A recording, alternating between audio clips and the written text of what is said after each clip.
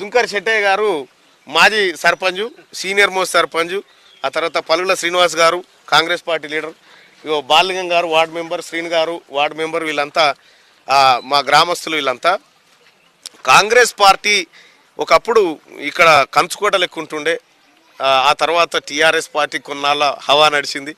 ఈ విషయం ఏంటంటే ఇక్కడ కాంగ్రెస్ ఆ తర్వాత బీఆర్ఎస్ మధ్యనే భారీ పోటీ ఉంటుంది, కానీ సర్పంచ్ మాత్రం బీజేపీ ఆయన కదా. అయితే సర్పంచ్ విషయానికి వచ్చేసరికి ఎందుకో వ్యక్తులను చూస్తూ ఉంటారు, ఆ రోజు ఉన్నటువంటి పరిస్థితులను చూస్తూ ఉంటారు. ఇప్పుడు మీరు కేసీఆర్కు చాలా అత్యంత సన్నిహితుడిగా ఉండే సుంకర్ శెట్టయ్య గారు ఒకప్పుడు ఆలేరు భువనగిరి నియోజకవర్గాల ఇన్ఛార్జ్, ఓన్లీ ఆలేరుకి ఇన్ఛార్జ్గా పనిచేసిండు. ఎట్లా ఉంది ఇప్పుడు కేసీఆర్ ఓడిపోవడానికి కారణం ఏంది? మంచిగా అనిపిస్తుంది, బ్రహ్మాండంగా ఉంది. ఎందుకంటే ఆయన దురహంకారంతో ఓడిపోయాడు. మెయిన్ అన్నిటికంటే చెప్పిన మాటలు ఎన్ని అమలు చేయలేదనేది అందరికి తెలుసు. ఇప్పుడు మా తెలుగు కలోళ్ళు అంటే మస్తుగా మాట్లాడతాం, తెలుగు తక్కువ లేచి రోడ్లు అంటే దాని అర్థమైంది ఈయన అహంకారపూరితంగా చెప్పిన మాటలు చేయకపోవడు. హామీలన్నీ కాళేశ్వరం నీళ్ళు మాదాపురం దాకా తీసుకొచ్చాను కదా, ఏడొచ్చినాయి ఏడొచ్చినాయో చెప్పాను. డ్రింకింగ్ వాటర్ గోదావరి వాటర్ అది, కాళేశ్వరం వాటర్ దేవాదులకు సంబంధించినటువంటి వాటర్ అది. నేను అందుకోసం అది క్లారిటీ ఇవ్వదలుచుకున్నా. కాళేశ్వరం వాటర్ కాదు, దేవాదుల వాటర్ అది. ఆ దేవాదులను గతంలో ఎవరు వైఎస్ రాజశేఖర రెడ్డి ఉన్న తర్వాత దేవాదుల నుంచి మన ధర్మసాగర్ చెరువు, అక్కడి నుంచి పొన్నా లక్ష్మయ్య గారు ఇక్కడికి తపాస్పల్లి రిజర్వాయర్, అక్కడి నుంచి కొంత డిస్ట్రిబ్యూషన్ జరిగింది. తెలంగాణ రాష్ట్రంలో కాళేశ్వరం నీళ్లు సార్ అది పోని ఒక మాట చెప్పండి, నువ్వు చెప్పు, నువ్వు వైస్ ఎంపీపీ కదా. ఈ గ్రామంలో కేసీఆర్ రాకముందుకు మంచినీళ్ళు తాగలేదా జనం? ఆయన మంచినీళ్ళు తాగిన అప్పుడు రాజశేఖర్ ఉన్నప్పుడు కూడా మంచి వాటర్, మనకు ఎప్పుడు కూడా వాటర్ మన ఊర్లో మాత్రం ఎప్పుడు ఇబ్బంది రాలేదు. ఒకప్పుడు ఉండే 88, 91లో ఈయన సర్పంచ్ శెట్టయ్య సర్పంచ్ ఉన్నప్పుడు చాలా ఇబ్బందులు నీళ్ళు. ఈయన వచ్చినాక కొద్దిగా పైప్ లైన్లు అక్కడ వరకు ఏసీ కాని వరకు వేసి ఇక్కడ వరకు వేసి కొంచెం దాహం తీర్చి ప్రజలకు. అందరి పాత్ర ఉంది, అందరు తలా పని చేసుకొచ్చారు, చేయలేదు అంటలేం. కానీ అసెంబ్లీలో మాట్లాడుతూ కేటీ రామారావు గారు మాట్లాడుతూ అసలు మేము వచ్చిన తర్వాత నీళ్లు కానీ అంతకుముందు నీళ్ళు ఎక్కడి, జనం ఏం దాగి బతికిర్రు అనేటువంటి మాటలు చెప్తా ఉన్నారు. అంటే వాస్తవానికి మిషన్ భగీరథ పేరు మీద పైపులు బార్సుడు తప్ప ఏమైనా కార్యక్రమం జరిగిందా? గవర్నమెంట్ వర్క్ ఏదో చేద్దామని వాళ్ళకు ఉంటుంది, కాకపోతే ఏంటంటే కొన్ని సక్సెస్ అయితే కొన్ని సక్సెస్ కావు, కొన్ని నిధులు ఉండి కూడా. ఇప్పుడు కేసీఆర్ పరిపాలనకి ఎన్ని మార్కులు వేస్తావే 10కి? అంటే ఆయన ఇప్పుడు ఏం లేదు, చేంజ్ కానీకి 2 సార్లు అధికారం ఇచ్చినాం కాబట్టి ఇంకోసారి కాంగ్రెస్కి ఇద్దామనే ఆలోచన మీద అందరూ. మీ కేసీఆర్ పరిపాలనకు ఎన్ని మార్కులు ఇస్తావు? ఇస్తాం 50%. 50% నీకు అహంకారం అంటే ఏంది?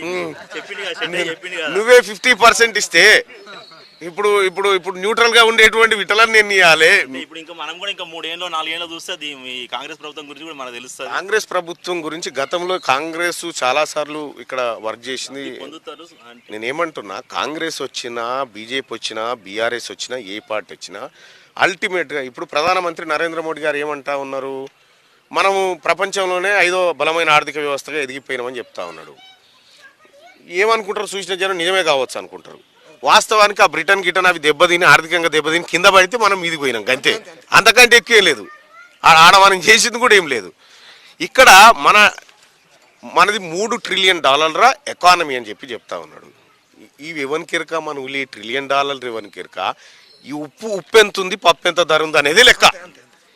ఈ గ్రామంలో ఈ లెక్కలు ఎవ్వరికి తెలియవు, ఈ బడ్జెట్ లెక్కలు తెలియవు, ఈ మూలధన వ్యయాలు రాబడి ఎవ్వరికి తెలియని భాషలో బడ్జెట్ పెడితే ఎవరికి అర్థం కూడా కాదు.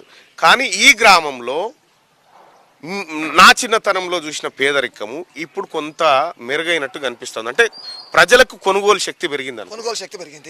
రెండోది ఏంటంటే వాళ్ళ అంతకుముందు తల్లిదండ్రులు ఒకరో ఇద్దరో పని చేస్తే ఆ పూట గడవడమే కష్టం ఉండే. ఇవాళ వాళ్ళకి ఎదిగిన పిల్లలు చేతికి రావడం, వాళ్ళు అంతో ఇంతో పని చేయడం, వాళ్లకు కొద్దిగా ఆకర్షణీయమైన జీతాలు ఉండడం తోటి ఆ కుటుంబాలు పైకి వచ్చినాయి అనేది నా ఉద్దేశం. దాంతో వాళ్ళ కొనుగోలు శక్తి పెరిగింది. రెండోది వాళ్ళ యొక్క భూముల జాగాల ధరలు పెరగడం. అరే నా భూమి మంచి ధర వచ్చింది కదా అని చెప్పి ఉన్న పలంగా ఆ భూమిని అమ్ముకొని కోట్ల రూపాయలు సంపాదించుకొని వాళ్ళ విలాసాలకు పాల్పడ్డారు. దీన్నే మేము అభివృద్ధి అనుకుంటారు వీళ్ళు. ఇప్పుడు ఇదంతా ఏమైందంటే బ్లాక్ మనీ ఉన్న వాళ్ళంతా ఈ భూములు కొనుక్కుంటున్నారు. ఇవాళ రైతు నా యొక్క భూమి ₹1,00,00,000 అమ్ముడు పోయిందని చెప్పి రైతు అమ్మేసిండు ఆ భూమిని. ఇప్పుడు ఆ బ్లాక్ మనీ ఉన్న వ్యక్తి ఏం చేసిండు, అంతకుముందు అది వ్యవసాయ యోగ్యమైన భూమి, ఈ రైతు వ్యవసాయం చేసేది. ఇవాళ బ్లాక్ మనీ ఉన్న వ్యక్తి చుట్టూ కంచె వేసి 4 పూల మొక్కలు పెట్టుకొని విలాసమైన ఇల్లు కట్టుకొని ఫార్చునర్ కారు మీద వచ్చిపోతుంటే అది పడవబడ్డ భూమి కింద లెక్క. ఈ రైతు ఏం చేస్తున్నాడు, దాని నుంచి ఉత్పాదకత లేదు. ఇవాళ ఈ రైతుకు పరిస్థితి ఏమైంది అంటే, డబ్బులు అంతగానం చూసిన వ్యక్తి కాదు గనక భార్య మెడలో పత్తుల బంగారం వేస్తున్నాడు, మంచి బట్టలు వేసుకుంటున్నాడు, మంచిగా విలాసమైన కారు కొనుక్కుంటున్నాడు, ఇక ఆ పైసలన్నీ బ్యాంకులు వేసుకొని వచ్చిన వడితో తింటున్నాడు. విలాసాలకు అలవాటు పడే వ్యక్తి రేపు పొద్దున ఎటువంటి పని చేయలేడు గనక ఆ డబ్బులన్నీ అయిపోతాయి. ఆ బతుకు రైతు పరిస్థితి ఏమైతే ఆలోచించాలి. ఇప్పుడు మీరు చెప్పినటువంటి అంశం ఎన్ని సంవత్సరాల నుంచి ఎన్ని సంవత్సరాల వరకు? కేవలం ఇది 17 సంవత్సరాల నుంచి నడుస్తున్న వ్యవహారం. అంతే, కేవలం 17 సంవత్సరాల క్రితం. మీరు నమ్మండి నమ్మకపోండి, నేను నా 7 ఎకరాల జాగా 6,50,000 అమ్ముకున్నా. 7 ఎకరాల జాగా 6,50,000 అమ్ముకున్నా.